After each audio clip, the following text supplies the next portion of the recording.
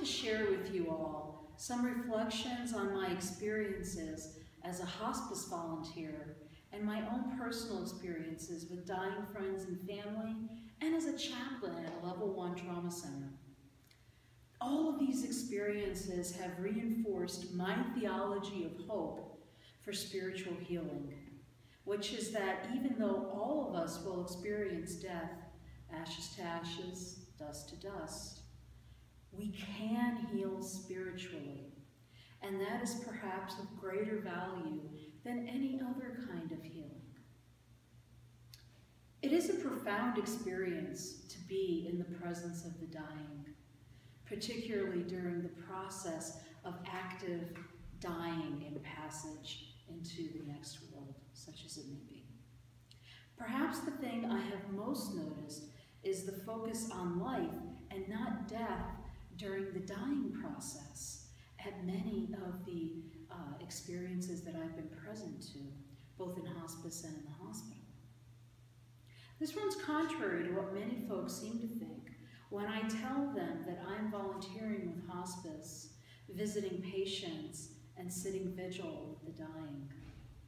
The first thing I usually hear is, "My God, isn't that terribly depressing?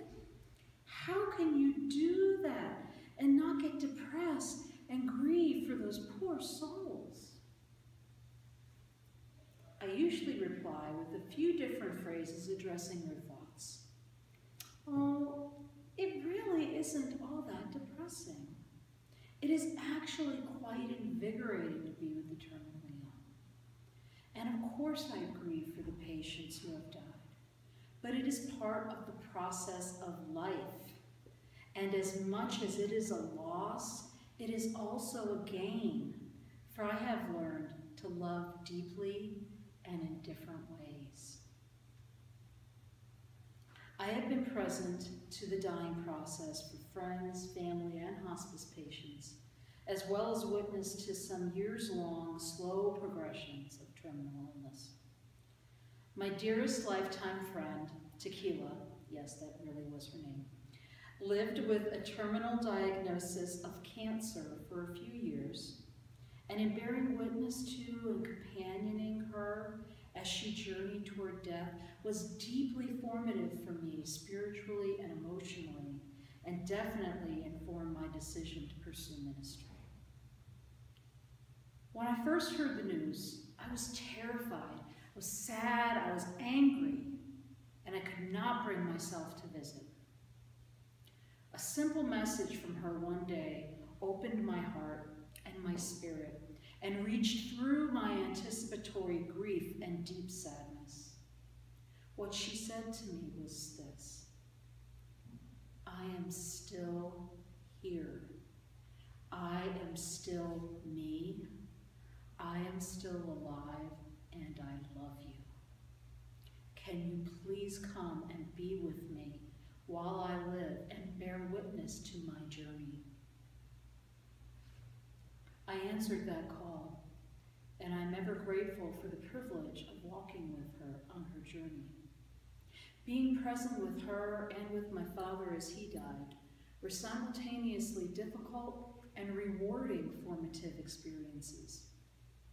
I learned from them that while none of us can physically heal our every disease, and we will die, it is possible to heal spiritually and move with grace into whatever comes next. Henry Wyman, one of our beloved theologians, tells us that religious faith is basically an act.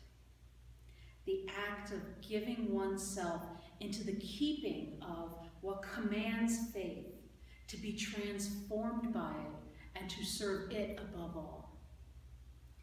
To me, as a UU pagan, what commands my faith is being present to life in the world, no matter what kind it is or in what stage it's in. In visiting a patient, one gives their whole self to the person you're visiting, in the sense of being completely present to them and witnessing their life as it unfolds.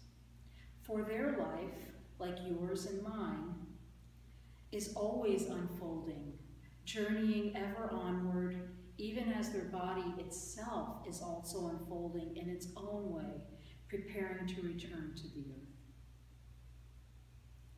Becoming aware of my own mortality is invigorating indeed, as I am called into awareness of the passing of each moment, and my soul is gently turned toward witnessing the beauty inherent in the world all around me.